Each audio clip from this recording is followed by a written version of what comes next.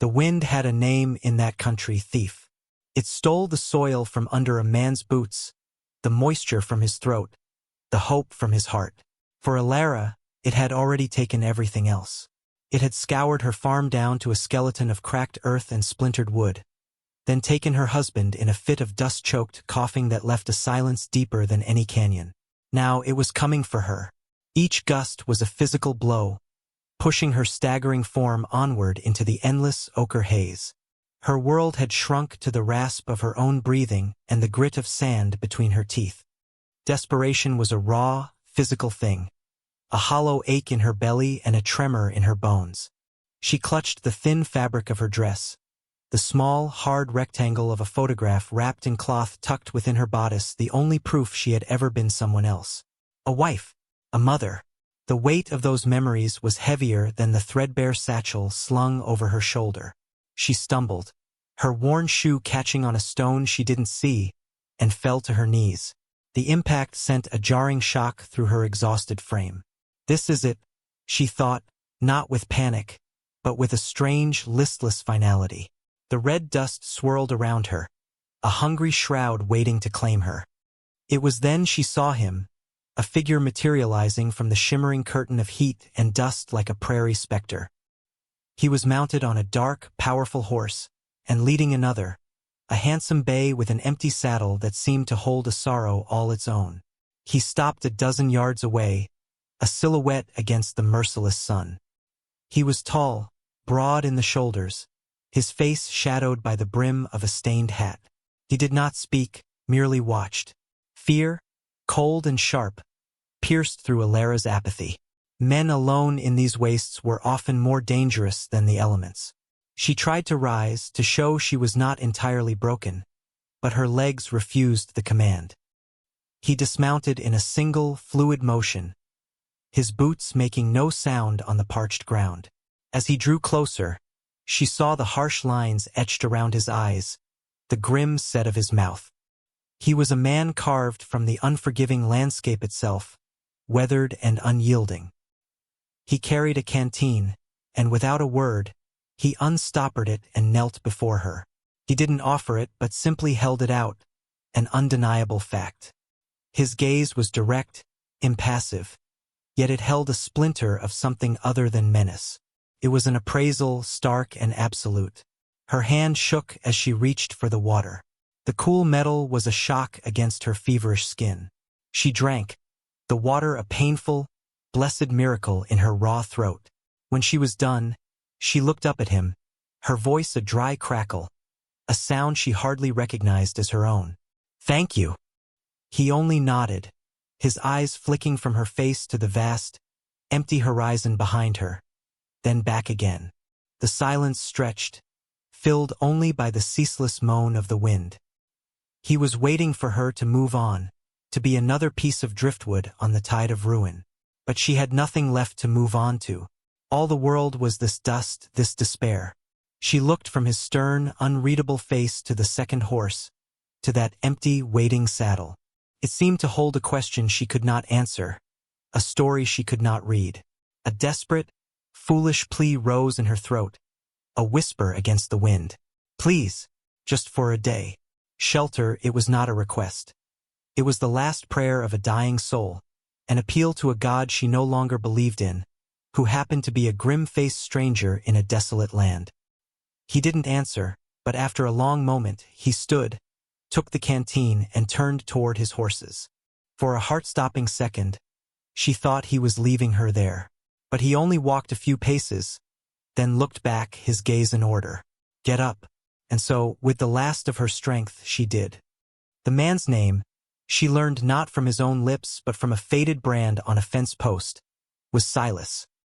His cabin was as stark and unadorned as he was, a small, defiant structure of weathered timber hunkered low against the wind. Inside, it was clean, smelling faintly of wood smoke, leather and something else, a lingering stillness of profound solitude. He gestured toward a simple cot in the corner, then moved to the hearth, stoking the embers and adding a log. The flicker of new flame cast long, dancing shadows across the room, making it feel both smaller and safer. He ladled a thin stew into a bowl and set it on the rough-hewn table without a word. Alara ate, the warmth spreading through her, chasing away some of the deep, cellular cold. The days that followed fell into a silent, unspoken rhythm. There was no agreement, no promise of tenure. Each morning she awoke expecting to be sent away, and each morning Silas was simply there, moving through his chores with a relentless, focused energy. He never spoke of the second horse or its empty saddle. It followed him everywhere like a shadow, a constant, tangible piece of his grief. Alara began to work. It was a compulsion, a need to prove she was more than a burden. She mended a tear in his shirt with thread unraveled from the hem of her own slip, her stitches small and neat. He noticed. She saw his eyes trace the line of her repair when he thought she wasn't looking. She found a patch of earth behind the cabin, protected from the worst of the wind, and began to coax life from it, using a shard of wood to turn the soil. She cleared the stones, her hands growing calloused, and watered it with precious cupfuls from the well. She learned him not through conversation, but through observation. She saw the way his hands, though rough, were gentle with his horses. She saw the tension in his shoulders when he stood on the porch at dusk, his gaze lost in the west. She saw him once, standing by the bay horse, his hand resting on the vacant saddle, his profile a study in absolute sorrow. In that moment, she understood that his silence was not a wall to keep her out, but the crumbling remains of a fortress that had failed to protect what he loved. His grief was a language she knew intimately. She recognized its syntax in the stoop of his shoulders, its grammar in the hollowness of his eyes. One afternoon, the sky turned a bruised, sickly yellow. The wind, always present, rose to a terrifying shriek. A dust storm, black and monstrous, rolled in from the horizon, a solid wall of churning earth that swallowed the sun. Silas moved quickly, securing the shutters, barring the door. The world outside vanished. Inside the cabin, the air grew thick, the darkness broken only by the nervous light of the fire. They were trapped, forced into a proximity that felt both suffocating and strangely intimate. The roar of the wind was a physical presence, pressing in on them. During a lull in the storm's fury, Alara reached into her bodice for the cloth-wrapped photograph. Her fingers, numb with tension, fumbled, and it fell to the floorboards, landing face up between them. It was a picture of her Thomas, his arm around her, and their small son, Daniel, perched on his father's shoulders, his face split by a gap-toothed grin. Silas froze. His gaze dropped to the image, and a flicker of something raw and unguarded crossed his face. It was not pity, but a stark, harrowing recognition. He looked from the smiling boy in the photograph to Alara, and for the first time he truly saw her. He saw the wife, the mother, the woman who had lost a world identical to his own. He did not speak. He simply knelt, picked up the photograph with a startling gentleness, and handed it back to her. Their fingers brushed. The brief contact was electric, a current of shared, unspeakable loss passing between them. In that moment, the silence was no longer empty. It was full of everything they could not say, a communion of ghosts in the heart of the storm. The storm broke with the dawn, leaving behind a world washed clean and eerily still. The air, thin and sharp, tasted of rain and damp earth. A fragile peace settled over the land, but it was not to last. By midday, a new shape appeared on the horizon. A man on horseback, riding with an arrogant, proprietary slouch. Alara's blood ran cold. She knew that posture. Barrow, the man from the bank who had overseen the foreclosure of her farm, his eyes always lingering on her with a greasy familiarity. He had hinted that she must have something squirreled away, that no one left with nothing. He reined his horse in before the cabin, his smirk a slash of contempt in his fleshy face.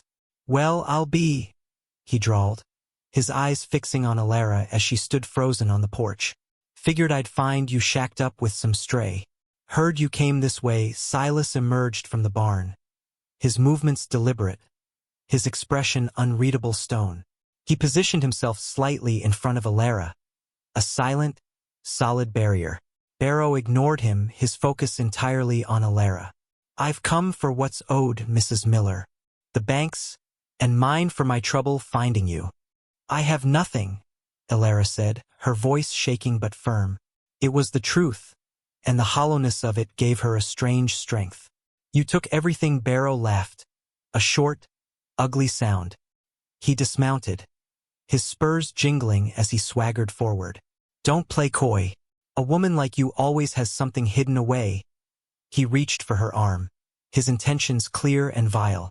Before his fingers could touch her, Silas's hand shot out, clamping around Barrow's wrist like a steel trap. The suddenness of the action was shocking. Silas had been a creature of quietude and passivity. This was a different man, one of swift, cold violence. Barrow winced, surprise and pain warring on his face.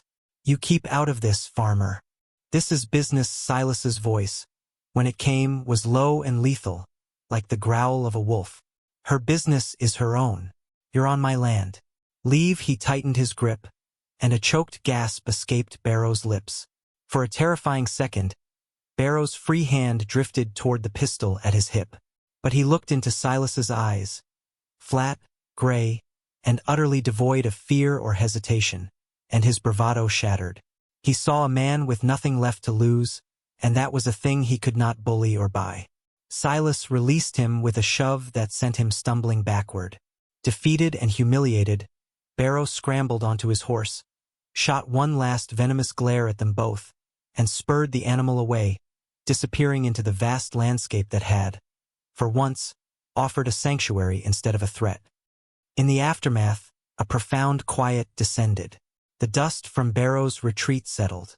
The world felt immense, the sky a high, benevolent blue.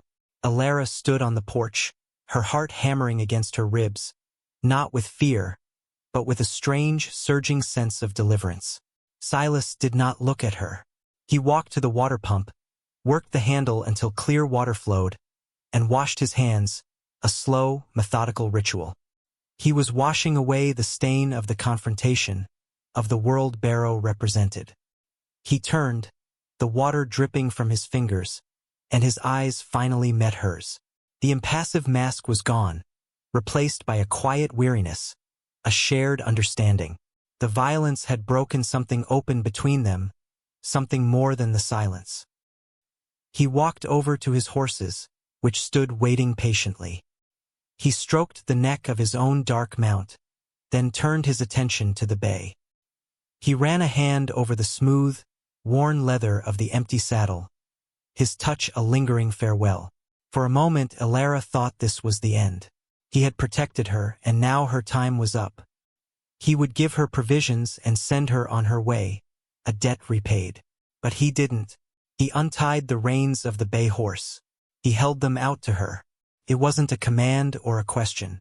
It was a statement, an offer of a journey to be taken together, not just for a day, but for all the days to come.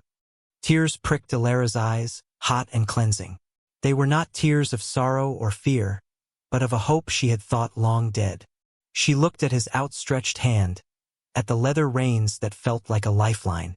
She saw the man before her, no longer a stranger, but a fellow survivor who had looked into the abyss of his own loss and chosen to reach across it.